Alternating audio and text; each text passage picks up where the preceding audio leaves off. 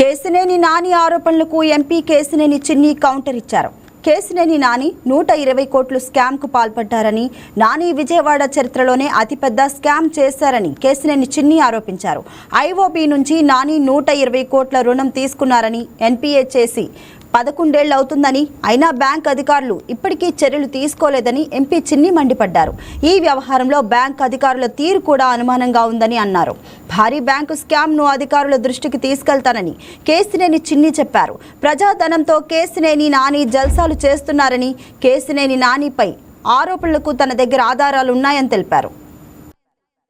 చెప్పినా కూడా సాక్ష్యాధారాలతోనే చెప్తా, అంతేగాని ఏదో సోషల్ మీడియాలో పనిలేని పసలేని ఆరోపణలు చేయను.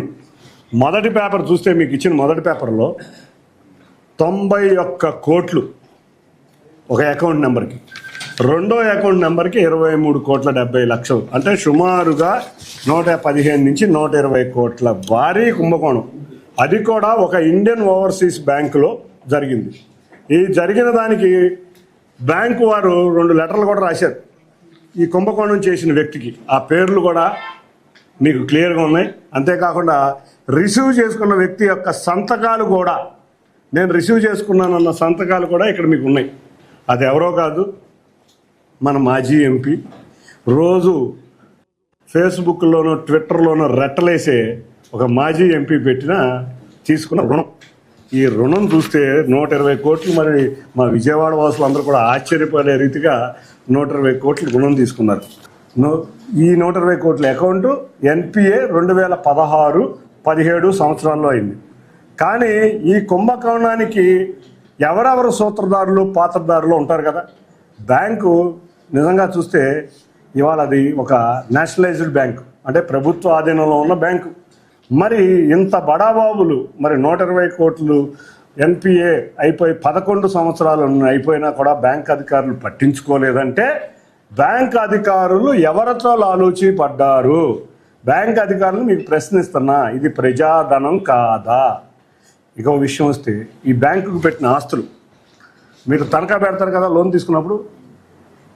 ఈ ఎంపీ గారు ఉండే సొంత ఇల్లు, ఈ ఎంపీ గారు మాజీ ఎంపీ గారు ఉండే సొంత ఇల్లు, అంతేకాకుండా ఈ మాజీ గారు ఉండే హోటల్, ఎవరైతే తన మిత్రుల్ని, స్నేహితుల్ని, సన్నిహితుల్ని పెట్టి విందులు చెందులు చేస్తూ ఉంటాడు విజయవాడలో హోటల్ పెట్టుకుని, ఆ విందులు చెందులు చేసే హోటల్ కూడా బ్యాంకు వారి ఆధీనంలోనే ఉంది.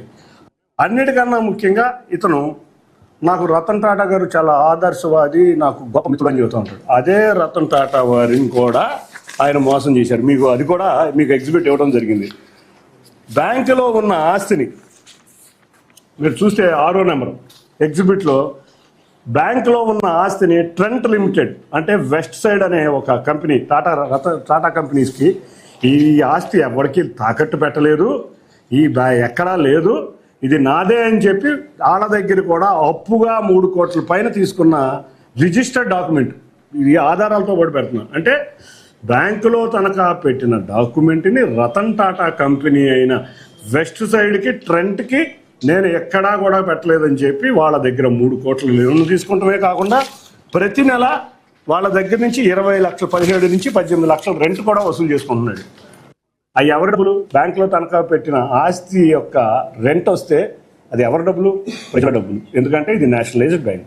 అంతేకాకుండా బెంచ్ సర్కిల్లో ఇంకొక ఆస్తిని కూడా బ్యాంకుకు తనఖా పెట్టారు. దాంట్లో నారాయణ కాలేజ్, మా మంత్రి నారాయణ గారికి సంబంధించిన ఒక నారాయణ కాలేజీ అద్దె ప్రతి నెల 20 లక్షలు బ్యాంకుకు చెల్లాల్సింది సొంత అకౌంట్లోకి వెళ్తుంది. అంటే బ్యాంక్ అధికారులు ఏం చేస్తున్నారు? భారీగా 120 కోట్ల అక్రమ సంపాదనతో, అది కూడా